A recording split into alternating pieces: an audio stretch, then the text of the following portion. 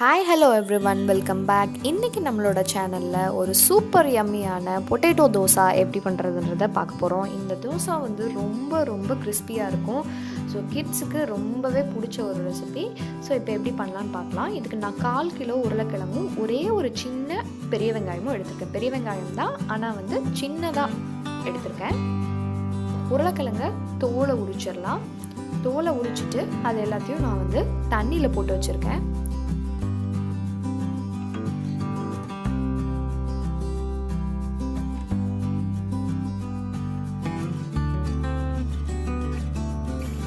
இப்போ நம்ம ஒரு கிரேட்டர் எடுத்து நம்ம பொட்டேட்டோஸ் எல்லாத்தையும் நல்லா கிரேட் பண்ணி வச்சுக்கலாம். இது வந்து பார்த்திங்கன்னா ரொம்ப சின்ன ஹோல்ஸ் எந்த கிரேட்டரில் இருக்கோ அந்த கிரேட்டரை யூஸ் பண்ணுங்கள். ஏன்னா குக் ஆகிறதுக்கு கொஞ்சம் ஈஸியாக இருக்கும். ஸோ நான் கிரேட் பண்ணி எடுத்துக்கிட்டேன். அடுத்து நம்மளோட வெங்காயத்தை ரொம்ப சின்னதாக கட் பண்ணி வச்சுக்கோங்க. ரொம்ப குட்டியாக இருக்கணும். பொட்டேட்டோ எந்த அளவுக்கு சின்னதாக கிரேட் பண்ணியிருக்கோமோ அதே அளவுக்கு சின்னதாக நம்ம இதையும் கட் பண்ணி வச்சுக்கணும்.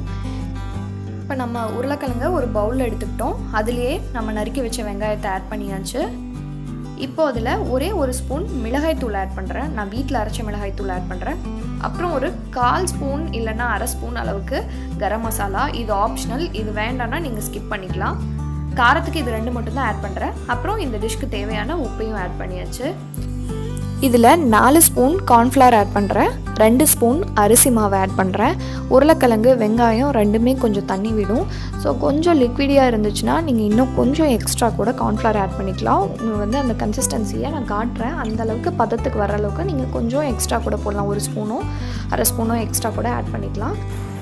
இதை எல்லாத்தையும் ஆட் பண்ணிவிட்டு நம்ம நல்லா இதை மிக்ஸ் பண்ணி எடுத்துக்கலாம்.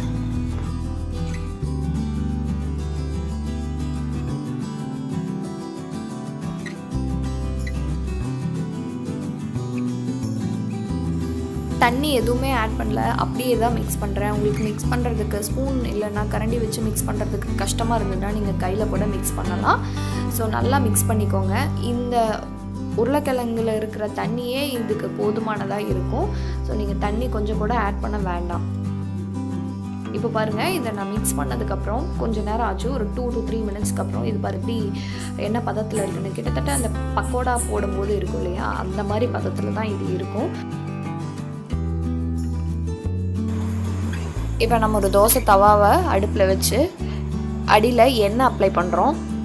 இந்த தோசை கொஞ்சம் கிறிஸ்பியாக வரணும் அப்படிங்கிறதுக்காக எக்ஸ்ட்ரா ஆயில் கொஞ்சம் யூஸ் பண்ணுங்கள்.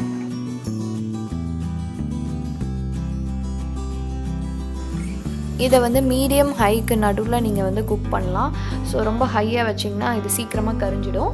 அதனால் மீடியம் ஹைக்கு நடுவில் வச்சுக்கலாம். இப்போ வந்து தோசை தவா நல்லா காஞ்சிடுச்சு. இது பாருங்கள், தோசை மாதிரி வராது. நீங்கள் வந்து அதை ஸ்ப்ரெட் பண்ணி விடணும். கொஞ்சம் சாலிடாக இருக்கிறதுனால அதை நீங்கள் கொஞ்சம் ஈவனாக ஸ்ப்ரெட் பண்ணி விடணும். நம்ம இதில் கார்ன்ஃப்ளவர் ஆட் பண்ணியிருக்கனால இந்த தோசை வந்து நல்லா கிறிஸ்பியாக வரும். குழந்தைங்களுக்கு ரொம்ப பிடிக்கும்.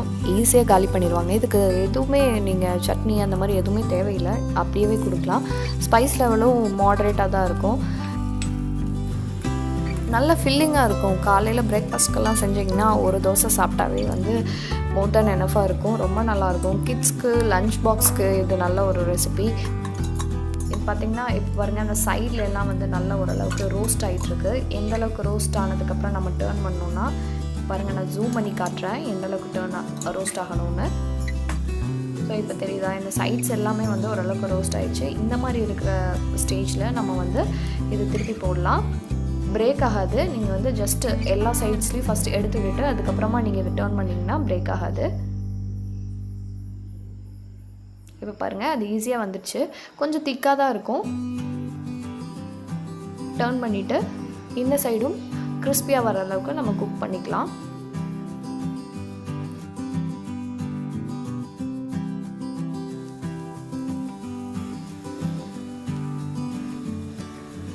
இப்போ பாருங்கள், இது ஆல்மோஸ்ட் குக் ஆகிடுச்சு. இந்த மாதிரி நல்லா கிறிஸ்பியாக நல்லா ரோஸ்ட் ஆகி வந்ததுக்கப்புறம் நம்ம இதை வந்து ஸ்டவ்வை ஆஃப் பண்ணிவிட்டு நம்ம எடுத்துடலாம். நம்மளோட தோசை ரெடி.